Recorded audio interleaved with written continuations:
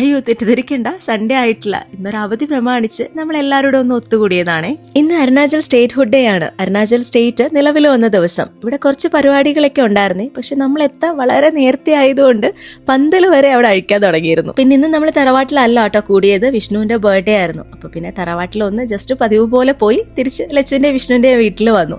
ഇവിടെ ആയിരുന്നു നമുക്ക് ഇന്ന് ഉച്ചക്കലത്തെ ലഞ്ച്. പിന്നെ അരുണാചൽ സ്റ്റേറ്റ് എന്നാ ഫോം ചെയ്തതെന്ന് അറിയാമോ?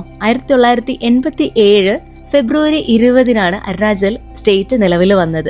ഇന്ത്യയുടെ 24ാമത്തെ സംസ്ഥാനമായിട്ട്. അതായത് അരുണാചൽ സ്റ്റേറ്റ് ഫോം ചെയ്തിട്ട് ഇന്നേക്ക് 39 വർഷങ്ങൾ കഴിഞ്ഞു. അരുണാചൽ എത്തിയതിനു ശേഷം അപ്പൊ ഇപ്പൊ എല്ലാ വർഷവും ഫെബ്രുവരി 20 നമുക്ക് ഗ്രാൻഡ് സെലിബ്രേഷൻ ആണ് കേട്ടോ. സ്റ്റേറ്റ് ഹുഡ് ഡേയും ബർത്ത്ഡേയും. പിന്നെ നമുക്കിവിടെ ഒരു മലയാളി അസോസിയേഷൻ ഉണ്ട്, അത് ഫോം ചെയ്തിട്ട് 20 വർഷങ്ങളും കഴിഞ്ഞു. അപ്പൊ ഇന്ന് അതിന്റെ വാർഷികമാണ്. ഈ പരിപാടി എല്ലാം കഴിഞ്ഞ് നമുക്കിനി അങ്ങോട്ടൂടെ പോണം കേട്ടോ. ലച്ചുവിന്റെ അമ്മ നാട്ടിൽ നിന്ന് വന്നിട്ടുണ്ടായിരുന്നു. അപ്പൊ ഉച്ചക്കലത്തെ ലഞ്ച് അമ്മയുടെ സ്പെഷ്യൽ ഐറ്റംസ് ഒക്കെ ആയിരുന്നു. അമ്മ ബാംഗ്ലൂർ ആയിരുന്നു വർക്ക് ചെയ്തിരുന്നത്. അപ്പം കർണാടക സ്പെഷ്യൽ പുലാവും ചിക്കൻ കറിയും സാലഡും പായസം ഒക്കെ ആയിരുന്നു ലഞ്ചിന്. ലഞ്ചൊക്കെ കഴിച്ചിട്ട് ഇതാ നമ്മളിപ്പോ ഇവരെ മീറ്റ് ചെയ്തു. ഇവർ 2 മലയാളി പിള്ളേരാണ് കേട്ടോ. 2 മാസമായിട്ട് ഇവർ ഇന്ത്യ കറങ്ങിക്കൊണ്ടിരിക്കുകയാണ്. നോർത്ത് ഈസ്റ്റിൽ എത്തിയിട്ട് ഇപ്പൊ കുറെ ദിവസങ്ങളായി. അപ്പൊ ഇവർ വന്നതറിഞ്ഞിട്ട് നമ്മൾ അവരെ പോയി ഒന്ന് മീറ്റ് ചെയ്താണ്. ഇത് പിള്ളേരൊക്കെ പൊളിയാണല്ലേ. ഇവരിങ്ങനെ എക്സ്പ്ലോർ ചെയ്യുന്ന കാണുമ്പോൾ പണ്ട് നമ്മുടെ ടൈമിൽ ഇങ്ങനൊന്നും പറ്റിയില്ലല്ലോ എന്ന് ഓർത്തിട്ട് ഇപ്പൊ ഒരു കുറ്റബോധമൊക്കെ ഉണ്ട്. പിള്ളേരെ മീറ്റ് ചെയ്തിട്ട് നമ്മൾ നേരെ, ഞാൻ പറഞ്ഞില്ലേ, ഇവിടുത്തെ നമ്മുടെ മലയാളി അസോസിയേഷന്റെ വാർഷികമാണ്, അങ്ങോട്ടാണ് പോയത്. അപ്പൊ നമുക്ക് ഡിന്നറൊക്കെ ഇവിടെയായിരുന്നു. അങ്ങനെ നമ്മൾ എല്ലാവരുടെ വർത്താനൊക്കെ പറഞ്ഞിരുന്നതാ ഇന്നത്തെ ദിവസം കഴിഞ്ഞു.